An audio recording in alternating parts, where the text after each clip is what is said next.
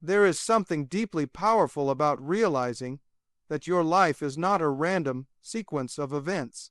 You did not show up on this earth as a mistake or a coincidence. You were created on purpose, with purpose, and for purpose. Before the foundations of the world were laid, your existence was already a thought in the mind of eternity. That means your life carries weight. Your steps carry destiny. Your breath carries intention. When you truly understand that you are the carrier of divine purpose, it reshapes how you think, how you move, how you speak, and how you show up in the world. Purpose is not a motivational buzzword. It is the spiritual DNA encoded in every fiber of your being. You were formed with vision in mind. That's why no one else on earth can take your place. Others may copy your style, mimic your delivery, or imitate your influence, but they can never duplicate your purpose. It is uniquely yours, entrusted to you by the one who placed it inside of you. And when you act as if God is within you, you begin to live as though your life is an assignment, not just an existence. It is easy to live in distraction. It is common to live in survival mode, simply reacting to what happens around you, jumping from one task to another, one emotion to another, never pausing to ask, "Why am I here?" But when you begin to act as if God is within you, that question becomes sacred. It becomes the lens through which you view every decision, every opportunity, every trial. You stop chasing what is popular and start chasing what is purposeful. You stop living for applause and start living for alignment. This purpose is not always loud. It doesn't always announce itself with fireworks or fanfare. Sometimes it whispers in the stillness.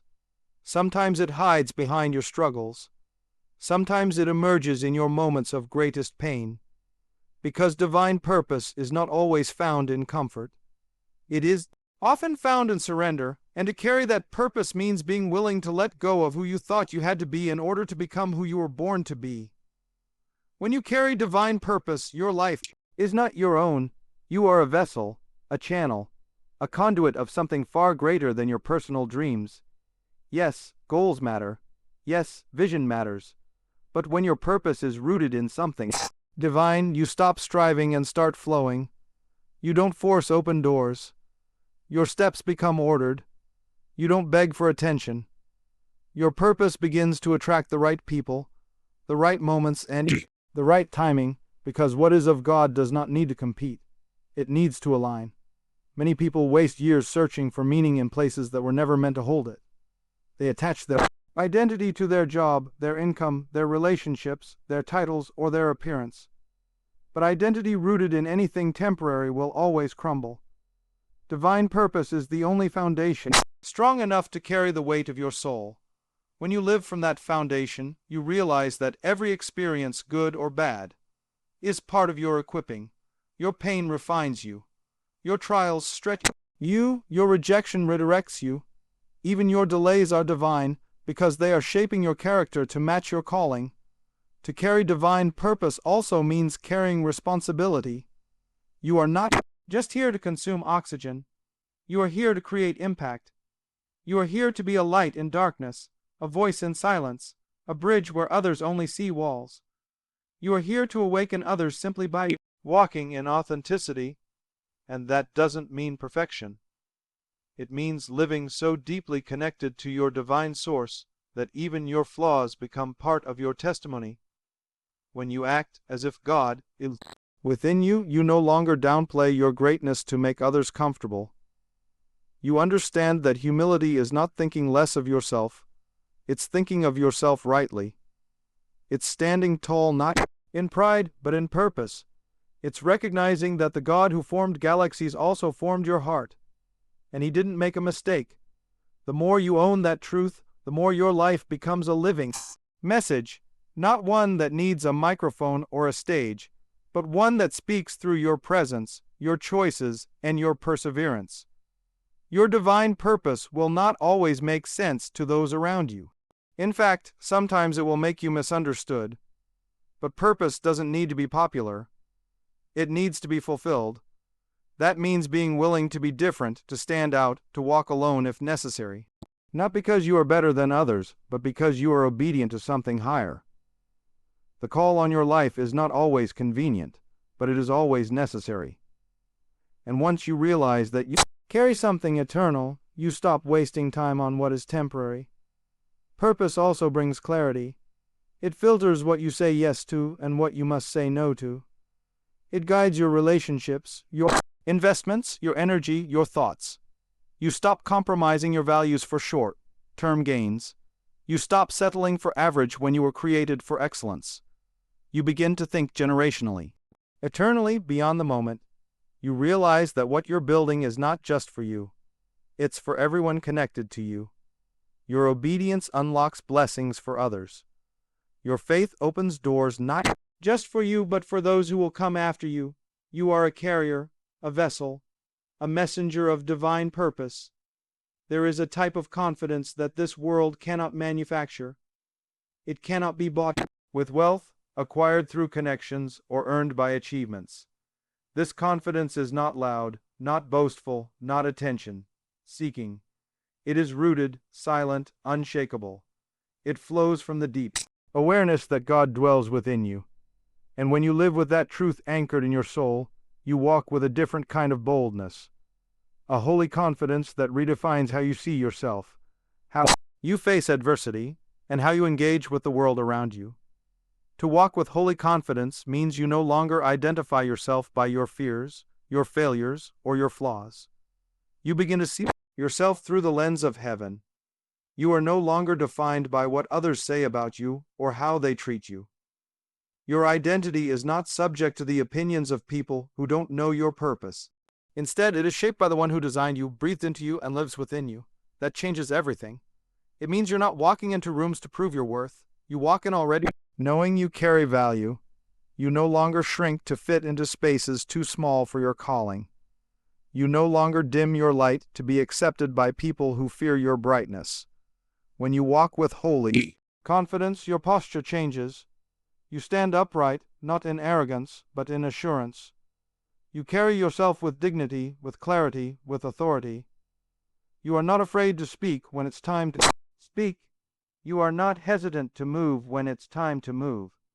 There is a quiet knowing in your spirit that says, even if I'm misunderstood, even if I'm resisted, I must still move forward because I am not alone. The presence of God within you becomes your source, your strength, your anchor. It is not dependent on your emotions or circumstances. It is constant, unshifting, eternal. Many people mistake confidence for ego, but holy confidence is the opposite of ego. Ego is insecure and loud. It brags because it lacks identity. It attacks because it is threatened. Holy confidence, however, is humble. It doesn't compete. It doesn't compare. It doesn't seek to be the center of attention. It operates from a place of rest, peace, and spiritual identity. It says, I know who I am, and I don't need to pretend to be more or less than that. Holy confidence allows you to celebrate others without questioning your own value. It allows you to be silent in the face of criticism because your worth isn't up for debate. Walking with holy confidence is especially powerful when facing resistance. Life will test your resolve. There will be doors that close, people who doubt you, moments that shake your foundation. But when your confidence is rooted in the presence of God within you, these things do not break you. They build you. You learn to interpret trials not as signs that you are failing, but as confirmations that you are being prepared. The fire doesn't consume you, it refines you. The pressure doesn't crush you, it transforms you. You don't fold under fear because you know the one who lives in you is greater than anything that stands against you. This confidence also empowers your voice. You stop apologizing for your vision. You stop minimizing your ideas. You speak with the authority of someone who knows their words carry weight. Not because you are perfect, but because you are aligned. Your voice doesn't need to be the loudest, but it will be the clearest. It will cut through noise, confusion, and doubt because it is backed by conviction. Holy confidence gives your words power, not just to inspire, but to shift atmospheres, awaken purpose, and command change. When you speak from the place of divine presence, your words don't just communicate, they create. The way you make decisions also reflects this confidence. You no longer operate from desperation. You don't grasp at opportunities that violate your values. You don't say yes out of fear of missing out. You say yes because you have discerned alignment. You say no without guilt, because you are not obligated to please everyone. This clarity allows you to remain steady even when others question your path. You are not led by pressure, but by peace. That inner peace becomes the compass that keeps you centered no matter what's happening around you. Holy confidence is also what enables you to persevere. It sustains you in the waiting seasons, the lonely moments, the places where progress feels invisible. You keep building, you keep showing up, you keep believing, not because everything looks perfect, but because you know you are not doing this alone. There is a divine presence guiding, empowering, and walking beside you. You are not trying to force outcomes, you are aligning with divine timing. And that confidence keeps your heart strong, even when results are delayed. Finally, holy confidence reshapes your relationships. You stop tolerating what dishonors your value. You attract people who recognize your purpose and support your journey. You no longer need to chase connection, it comes to you through divine alignment. You become secure enough to be vulnerable, to love without fear, to lead with authenticity. You become a stabilizing force for others, not because you have it all together, but because you are anchored in something unshakable. People begin to notice something different about you. Not a title, not a role, but a presence. A confidence that flows not from your ego, but from your essence. From who lives within you, there is divine authority in your mouth. The words you release into the world do not vanish. They create. They shape, they build, and they destroy. To act as if God is within you is to take full responsibility for the words you speak, because your mouth becomes a channel for either blessing or bondage. The tongue is not just a tool of communication, it is a divine instrument of manifestation. Heaven operated on the power of spoken word, and so must you. The very universe was spoken into being, not assembled by hands, and that same creative force now resides in you. You are not simply talking. You are crafting reality. When you carry God within you, your voice takes on sacred weight. Words are no longer casual or empty. They are sacred seeds. Every time you speak, you plant something in the atmosphere.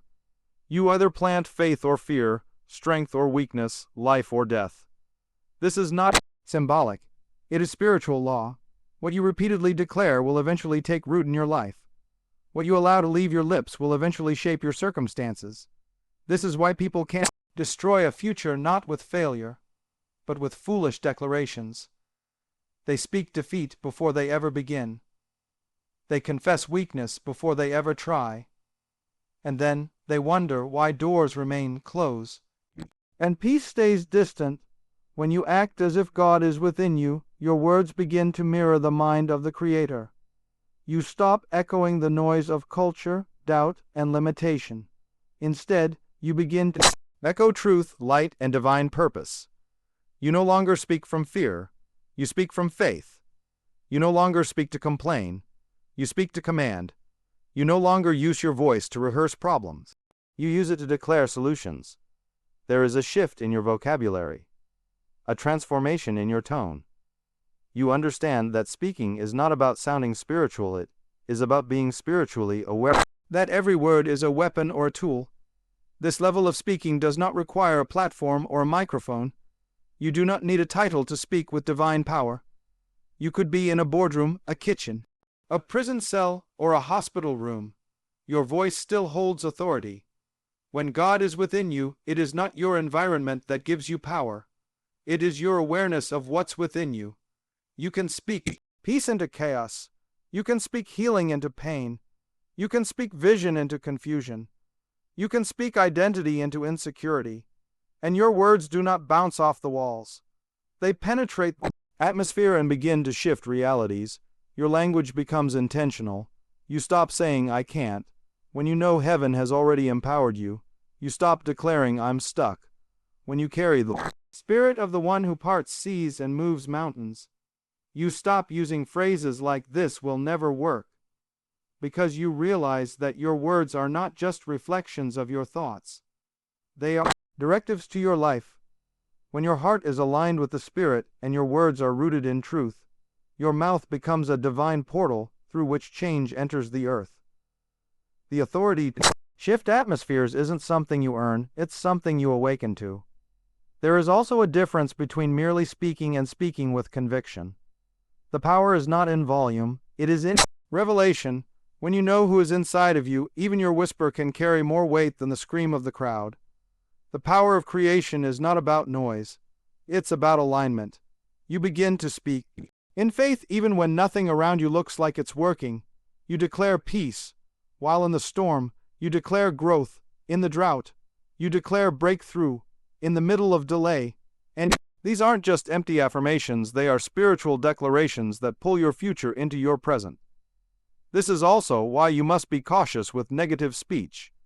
You cannot speak against yourself and then expect heaven to work on your behalf. You cannot curse your future with hopelessness and then ask for divine favor. There must be agreement between your mouth and your mission. You were not given the power of speech to complain, gossip, or diminish others. Your voice is too sacred to be used for anything less than purpose. When God is within you, your mouth becomes an altar. What you speak there either invites heaven or empowers the enemy.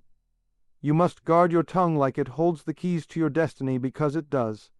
Speaking with the power of creation also means learning the discipline of silence, because sometimes the most powerful word is the one not spoken in haste or emotion.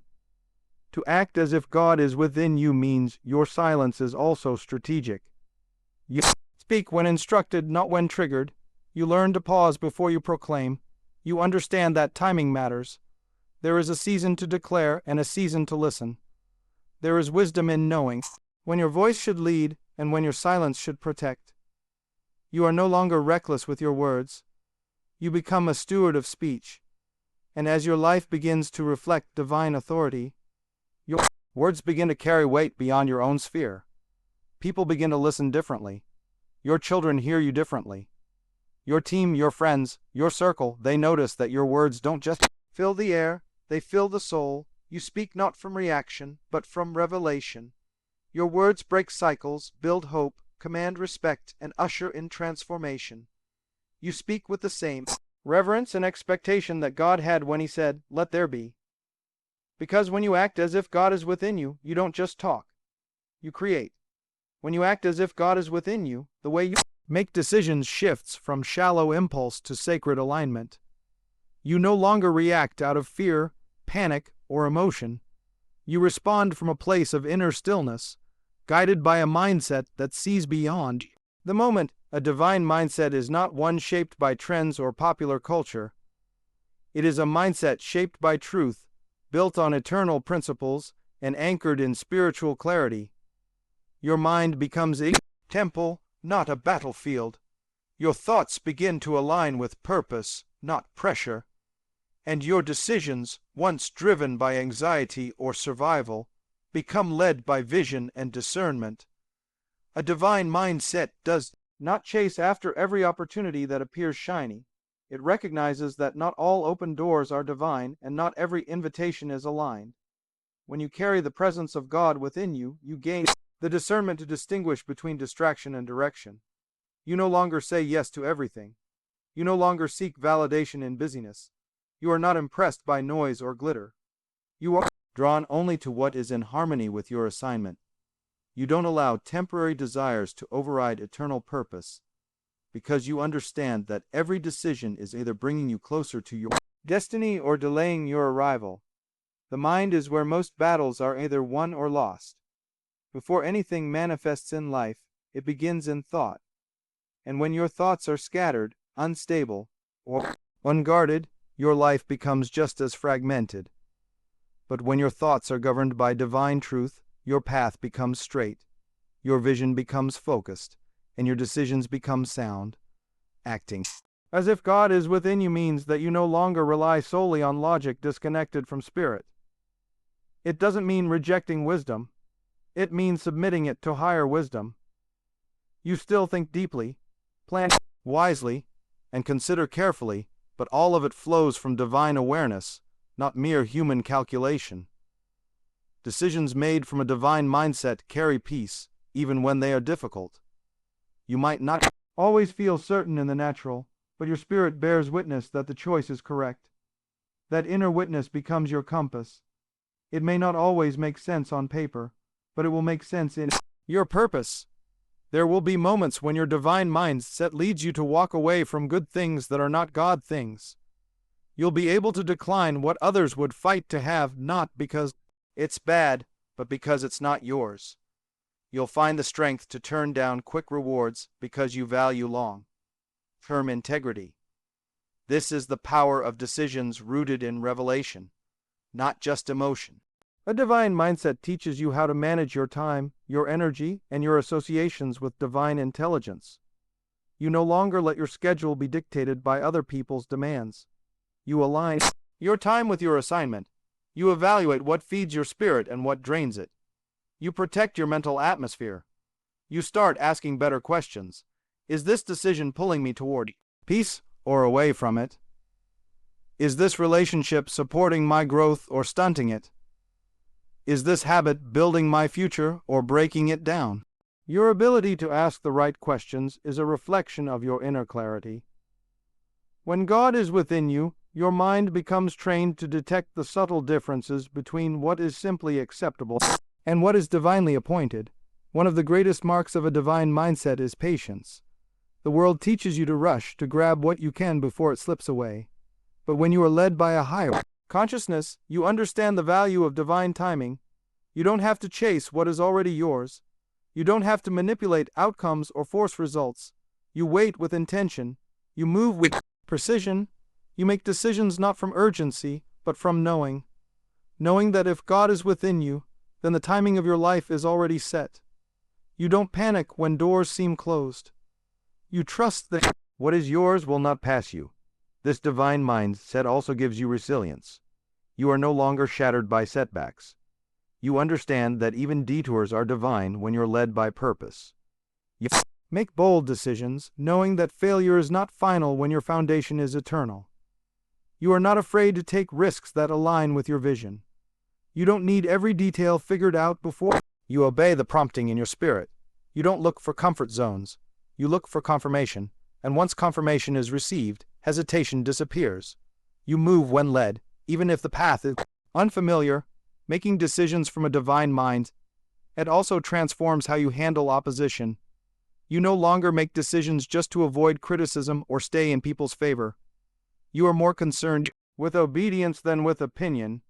You understand that alignment with God's purpose may cost you popularity, but it will give you peace. And peace is the true evidence of divine decision-making. Even when it stretches you, even when it costs you, even when it challenges you, peace remains. Because you know your decision was born in the secret place, not the spotlight. You also learn that sometimes the most powerful decision is the one not yet made. Divine mindset cultivates patience in pause. You learn to wait in faith rather than act in flesh. You are no longer rushed by deadlines imposed by fear. You trust the process. You don't just make choices. You consecrate them. You don't just decide. You discern. Every decision becomes an offering, a reflection of the truth that your life is not your own. When God is within you, your decisions are not made in isolation. They are made in partnership with the divine. To love and lead as if God is within you is to live in constant awareness that every action you take, every word you speak, and every choice you make flows from a place of sacred responsibility. It means understanding that leadership is not about position or control, and love is not about emotion or convenience. When heaven resides within you, the way you love becomes radical, and the way you lead becomes transformational. Your life is no longer your own.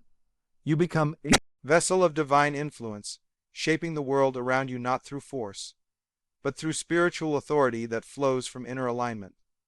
Love, when it is divine, is not based on how people treat you. It is not earned. It is not transactional. It is not given only to those who agree with you, support you, or praise you. Love that comes from within, where God dwells, is unconditional, unwavering, and pure. It loves in the face of betrayal. It forgives even when it hurts. It embraces when it would be easier to abandon. This kind of love is not weak. It is powerful. It confronts injustice with courage. It stands in truth with grace. It covers faults without ignoring them. It carries the broken without enabling their brokenness. To love from the divine is to love as a reflection of the one who is love himself. When you carry divine love within you, your leadership becomes an extension of your spiritual identity. You don't lead to be seen. You lead to serve. You don't seek to dominate. You seek to elevate. You understand that authority is not permission to control others, but an opportunity to steward their growth. You don't use your voice to silence others, you use it to empower them. Divine leadership does not crush, it cultivates. It is not obsessed with hierarchy. It honors humanity. You lead by lifting, not by lording. You lead by listening, not by shouting. You lead with a heart that sees the divine in others, even when they don't see it in themselves. This kind of leadership cannot be faked. It cannot be rehearsed. It flows from a life that is deeply rooted in divine truth.